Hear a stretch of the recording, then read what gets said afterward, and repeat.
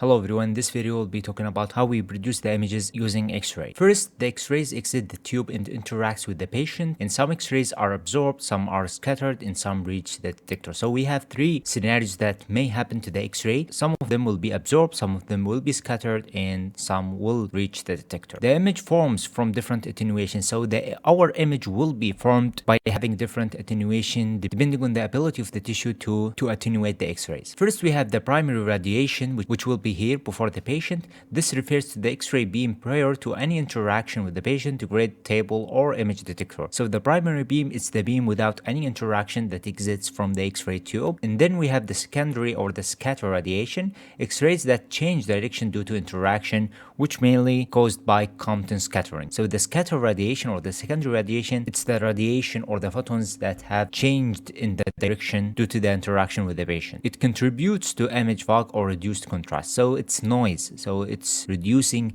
the contrast in the image. Must be minimized with collimation, air gap, and grid. So to reduce that scattered in our image, we can use these three techniques. So the first technique is the air gap technique. In this technique, we place the patient further from the detector. As we can see in this image, this is the patient. We put the detector away or the patient away from the detector to prevent the scattered photon from reaching the detector and causing noise. Scatter deviates away from the detector, as we can see here in this image, may slightly increase magnification because as we move the patient away from the detector, the patient will be closer to the tube source and therefore we will be having more magnification and less resolution. The second technique is anti-scatter grid, which is commonly used. It's placed between patient and detector and it consists of lead strips absorb scatter before it reaches detector. It allows primary radiation to pass through, and the common grid ratios are 8:1, 10:1, and 12:1. So the grid, it's used to eliminate the scatter from reaching the detector. How we can do that? We put lead strips here in the grid itself. When the scatter trying to reach the detector, it will be absorbed. So here it cannot be absorbed, but as we increase the ratio or the grid ratio, we'll be having more height in the lead strip and therefore it can absorb that scatter photon. As we go to the 12, here we can see that the scatter photon is absorbed. Also, we can see the grid characteristics in this image. We have the height of the strip and the distance between lead strips. As we have more height, it means we have higher grid ratio and therefore will be absorbing more scatter and prevent it to reach the detector. And this eventually will enhance the contrast in the image and reduce the noise as well. But as we have more distance between lead strips, this will decrease the grid ratio. It means that the probability of getting the scatter in our image will increase with increasing the distance between lead strips. So higher grid ratio means better scatter reduction. Why? Because in this case, we can prevent the scatter photon from reaching the detector. It requires higher exposure or mass, which eventually increases the dose. Why using higher grid ratio needs to increase the exposure to the patient? Because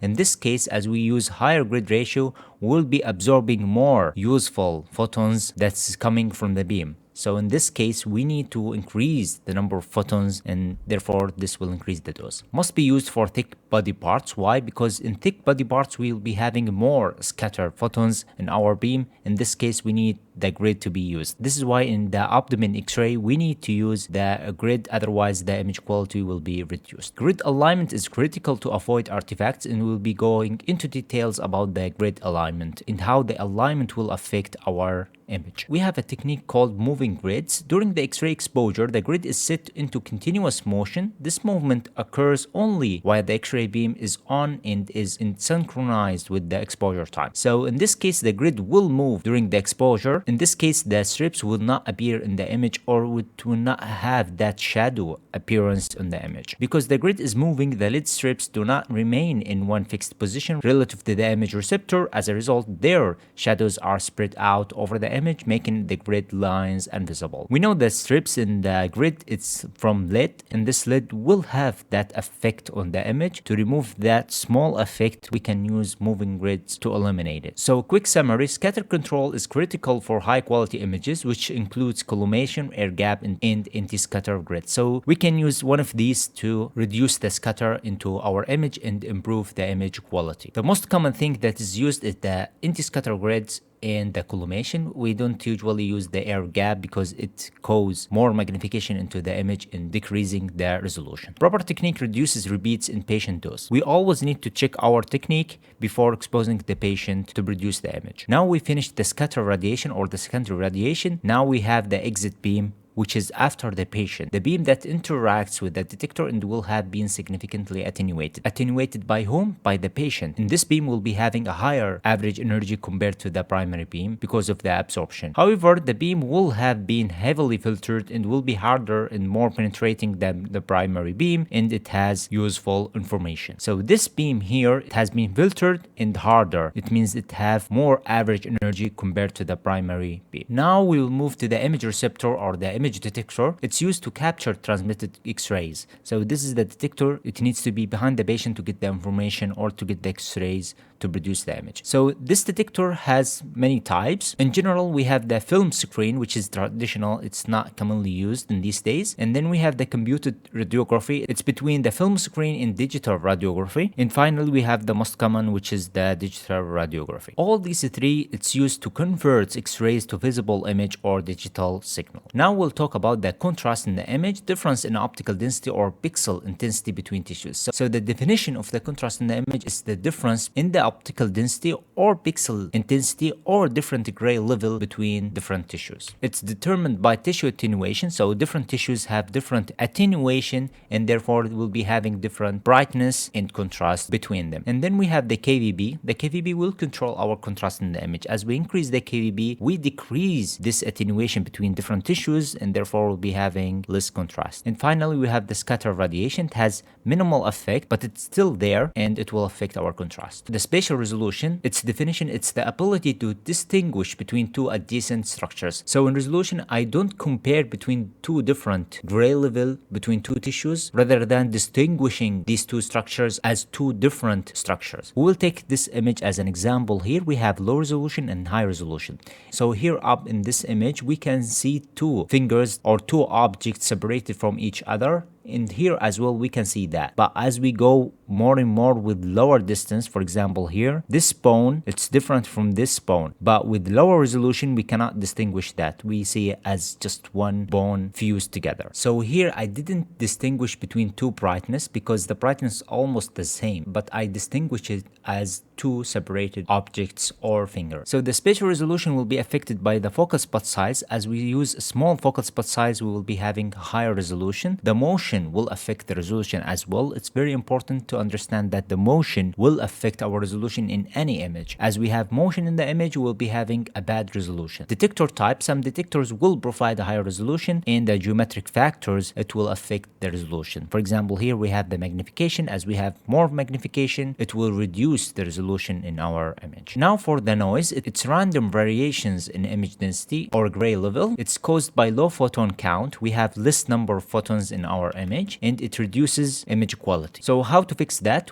It can be reduced by higher mass or better detectors. So here in this image, we can see low noise and high noise. We can see how random the noise is in our image and it reduces the image quality in our image. So what's the relationship between those and noise? Higher photon count, it will reduce the noise in our image but will increase the dose to the patient. Therefore, increasing mass reduces noise but increases patient dose. So the optimization is required to balance dose and image quality. So we need to think about the dose and the quality when we expose the patient. Do we need higher quality or the image will have high noise? In this case, we need to increase the mass, which eventually increase the dose to the patient, but we're getting a good image quality. High efficiency detectors reduce noise without increasing dose. So if you have a good detector or high efficiency detector, for sure will reduce the noise without increasing the dose. Now we have the distortion. It's the misrepresentation of object size or shape. So in this case, we have two types of distortion in our image. The first one is the magnification. The object will appear larger due to OID increase. So if we increase the distance between the object and the receptor, so the object as it goes away from the image receptor, it will have magnification in our image. In this magnification, it's one of the distortion types. We have another type of distortion, which is the shape distortion. The object will appear elongated or foreshortened. What do you mean by that? what we can see here in this image, this is the regular shape or the regular size, but since we have a distortion in the shape, we see it as elongated in this image. What about the magnification? We can see it here. This is the accurate size of the knee, but as we have magnified knee,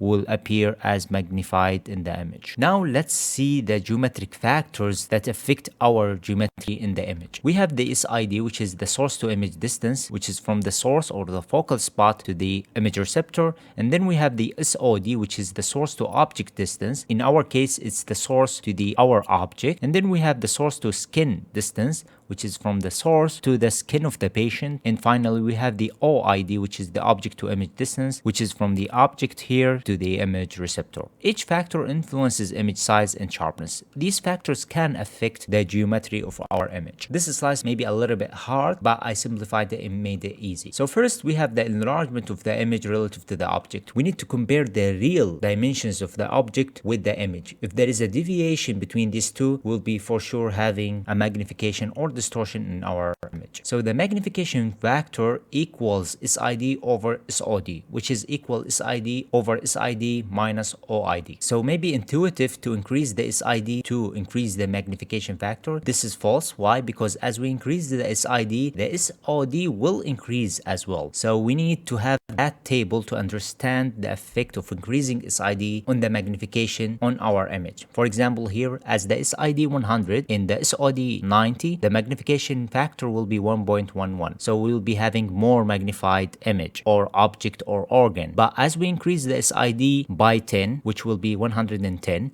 the SOD will be 100. And therefore, the magnification factor will be reduced to 1.1. As we go more and more with the SID, we will notice that the magnification factor it's getting less and less. In this case, increasing SID will decrease the magnification factor. And I simplified the formula to this level to understand how the SID will decrease the magnification factor. P nominal or P equals the focal spot size times OID over SID. What do I mean by that? The P nominal it's affected directly by the focal spot size. As we decrease the focal spot size, we will be having less P nominal in our image, which results in higher spatial resolution. And as we increase the OID, the P nominal will increase with that. What do you mean by OID? It's the distance from the object to the image receptor. Here we have a small OID because the object is near to the image receptor. But as we increase this distance, we increase the OID, the penumbra will increase, which results in less resolution in our image. What about the SID? As we increase it, the penumbra will decrease and we will get good image quality. As we can see in here in this image, we have penumbra or high penumbra, but as we increase the SID by moving the source of X-ray away, we'll be having less penumbra. Higher OID,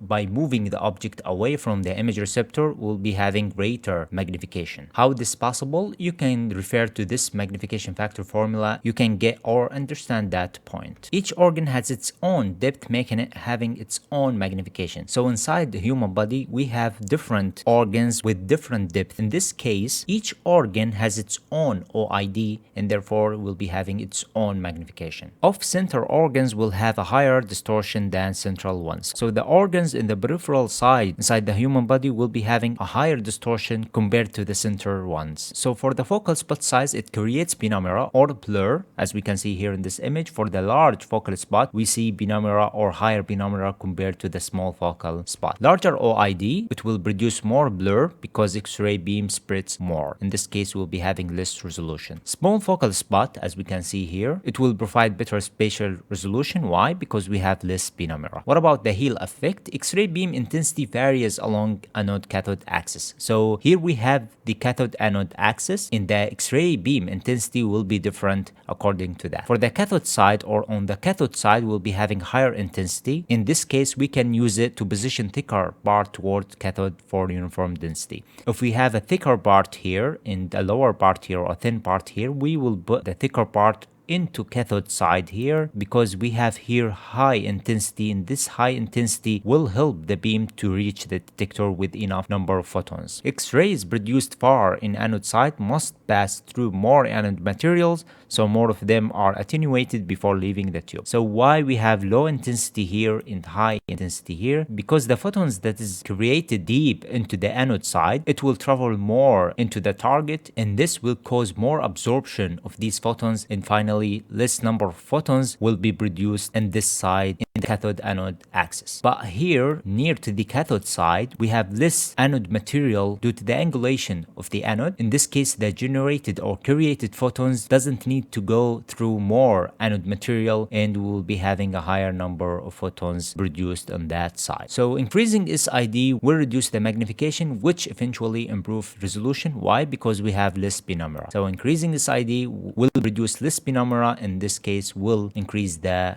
resolution. Requires increase in mass to maintain image density. So if we increase the SID here, I mean we move the tube away from the patient, in this case less number of photons will reach the detector. So to compensate for that, we need to increase the number of photons that is generated by the tube, and this can be achieved by increasing the mass. What about the object to image distance? Greater OID, I mean if we move the object away from the image receptor, we'll be having more magnification and blur. Why? Because we will be having more penumbra. How to solve that? We need to keep the object as close to detector as possible. We need to keep the object or the patient close to the image receptor or image detector. Especially important for extremities in small structures. Why it's important for such structures? Because we need high resolution for small structures. Because we know that small structures will be having a smaller distance between them. In this case, we need as high resolution as possible to be able to distinguish between these small structures. What about artifacts? The artifacts are any unwanted structure on the image. What about the sources of the artifacts? We have different sources. It could be from the patient, for example, motion or jewelry. It could be equipment related, for example, detector defects or grid lines, or it can be from the technique itself. So let's take some advices. Proper alignment reduces distortion. Minimize OID for sharp image. So we need to make the patient as close as possible from the image receptor or image detector. Use appropriate SID pair protocol because the SID will affect our resolution. Consider heel effect in positioning. For example, if we have a thick part inside our field of view, we'll put that thick part toward the cathode side to take the advantage of having high intensity on the cathode side. And that's it for our today's lecture, and I'll see you in the next one.